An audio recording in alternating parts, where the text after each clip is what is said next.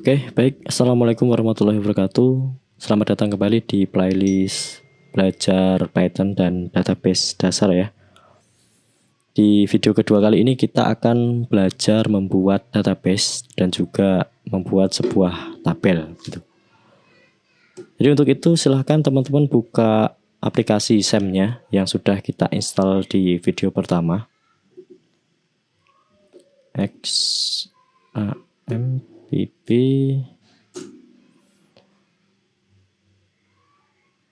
Nah, kemudian di sini yang perlu teman-teman jalankan adalah server Apache dan juga MySQL-nya. Jadi dua ini ya, dua paling atas. Setelah itu coba teman-teman buka browsernya. Di sini saya menggunakan Google Chrome.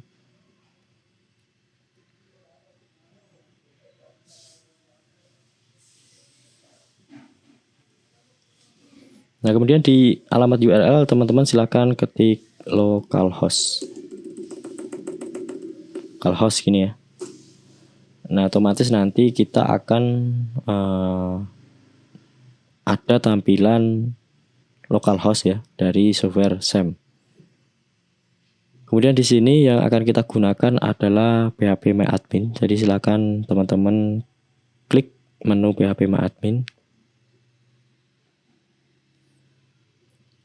Ini adalah interface atau tampilan ya, tampilan untuk kita mengatur database MySQL kita.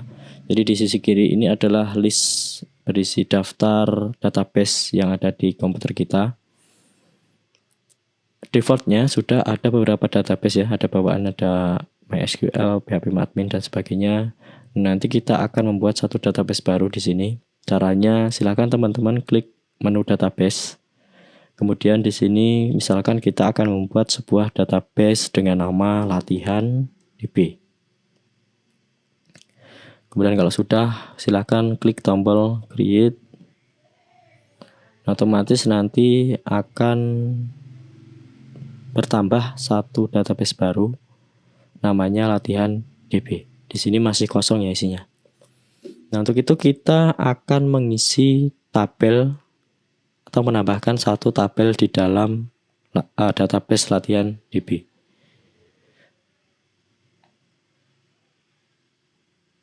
Oke, sebelum itu mungkin perlu teman-teman ketahui ya.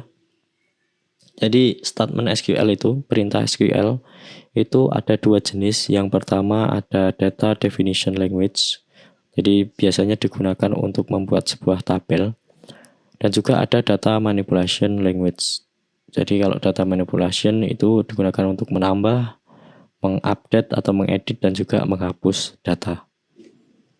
Oke, kita untuk video kedua ini kita akan belajar membuat data definition language ya. Jadi kita akan membuat perintah untuk membuat sebuah tabel.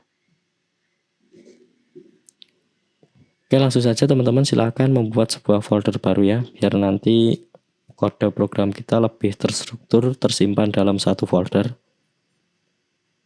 New folder. Misalkan namanya database gitu ya. Ini masih kosong, saya menggunakan Visual Studio Code untuk text editornya atau code editor.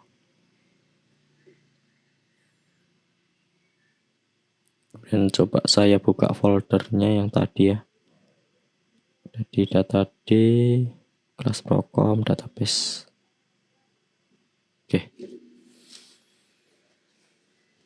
Kemudian di dalam folder database ini kita akan membuat sebuah file baru dengan nama create tabel.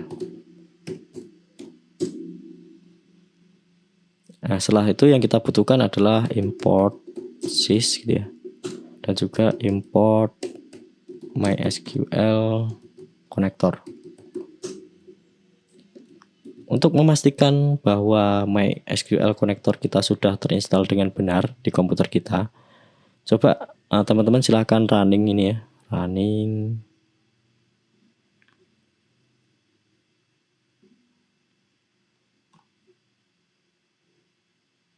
Oke, aman ya, tidak ada error di sini.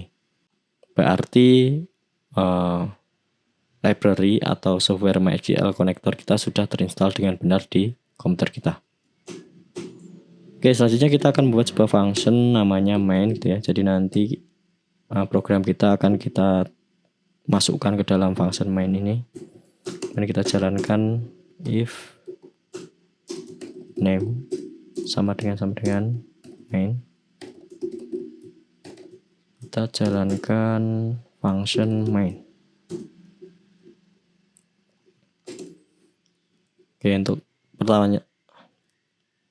untuk pertama kali kita akan coba lakukan sebuah koneksi ke MySQL server. Jadi kita akan menghubungkan program Python kita ke MySQL server. Caranya kita coba lakukan koneksi gitu ya. Kita buat objek koneksi namanya, dan mysql.connector connect, koneksikan ke user. Jadi kita butuh parameter user defaultnya MySQL server ya adalah root ya. Kemudian passwordnya, kalau passwordnya defaultnya dia kosong, jadi kita perlu tuliskan tanda petik 2 saja. Kemudian untuk hostnya adalah localhost karena dia berada di internal komputer kita ya, jadi localhost. Kemudian satu lagi adalah database-nya. Database yang akan kita gunakan adalah latihan DB. Ini adalah database yang kita buat tadi. Kalau misalkan terjadi error except gitu ya, except mysql.connector.error. Kalau ada error di koneksinya, kita simpan ke dalam variabel e, kemudian kita print error .2 e. Kalau misalkan berhasil, else, maka print koneksi berhasil. Kemudian setelah berhasil, ketika sudah tidak digunakan, maka objek koneksi ini perlu ditutup ya supaya aman. Koneksi.close gini. Kita segera buat objek koneksi. Ini koneksi, tutup koneksi.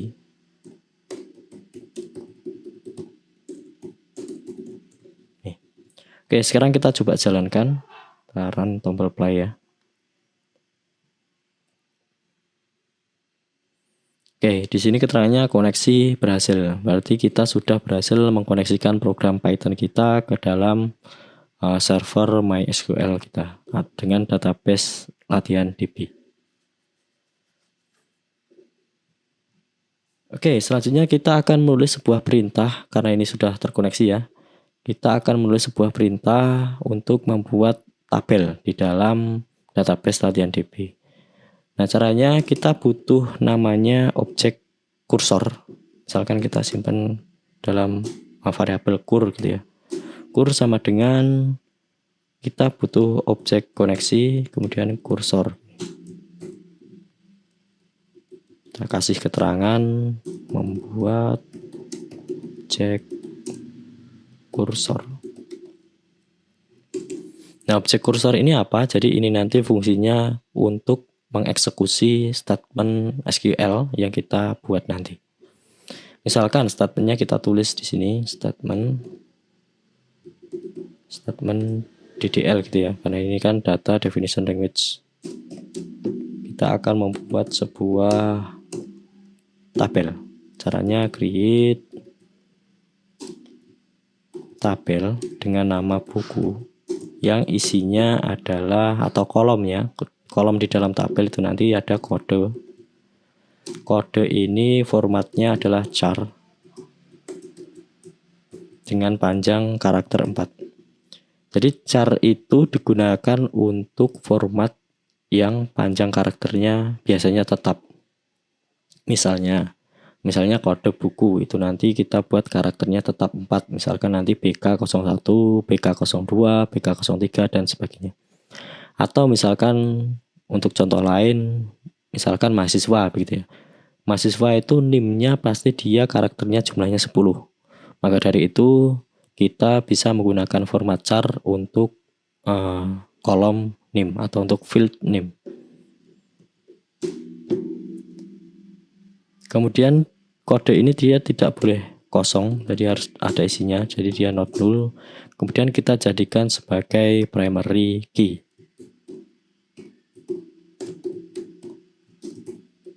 Jadi primary key itu apa? Primary key itu adalah digunakan untuk membedakan antara buku satu dan buku lainnya. Jadi misalkan kode ya, kode itu antara buku satu dan buku lainnya itu tidak boleh sama. Atau misalkan contoh lain NIM, mahasiswa gitu ya. Mahasiswa punya NIM dan satu NIM itu hanya merepresentasikan satu mahasiswa. Jadi tidak ada mahasiswa yang NIM-nya sama ya dalam satu kampus. Itu adalah namanya primary key. Kemudian kita akan membuat satu kolom lagi namanya judul dengan format varchar. Kalau varchar itu biasanya digunakan untuk teks dengan panjang karakter maksimal, misalkan 100 gitu ya. Jadi nanti judul itu panjang karakter maksimalnya kita tentukan 100. Jadi misalkan para pencari Tuhan gitu. Dan nanti kita hitung saja itu berapa karakter gitu. Oke, sudah. Kemudian penerbit. Penerbit ini juga varchar, jadi kita tentukan panjang maksimalnya saja, misalkan 50. Kemudian ada tahun, kalau tahun ini kan angka ya, dan dia angka bulat, jadi kita gunakan integer. Jadi kalau untuk angka itu nanti ada banyak, ada desimal, ada float, ada integer, ada double gitu ya. Jadi silakan nanti teman-teman cari referensi sendiri. Jadi tahun ini integer karena dia sifatnya angka dan bulat. Dan kalau integer ini kita tidak perlu tambahkan parameter, dia otomatis panjang karakternya berjumlah 11. Dan harga integer juga. Oke, sudah ya, statementnya sudah. Sekarang kita akan mengeksekusi statement ini. Caranya kita manfaatkan objek kursor yang telah kita buat di atas ini ya. Kita panggil di sini objek kursornya tolong eksekusi gitu ya. Eksekusi statement DDL-nya gitu. Ini kita kasih keterangan misalkan eksekusi statement DDL. Oke, supaya kita tahu apakah eksekusi kita berhasil atau gagal gitu ya. Jadi nanti kalau berhasil biar ada informasi tabel berhasil dibuat begitu. Di sini kita tambahkan try lagi, try gitu ya. Kedua, kemudian ini kita geser kanan indentasinya. Kemudian kalau terjadi kegagalan, accept,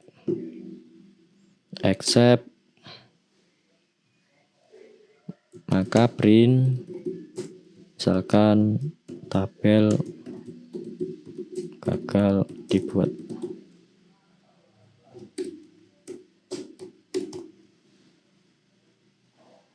Kalau misalkan berhasil berarti else print tabel berhasil dibuat. Kemudian karena objek kursor ini sudah tidak digunakan, kita tutup di sini close ini. Oke, sekarang kita coba jalankan running.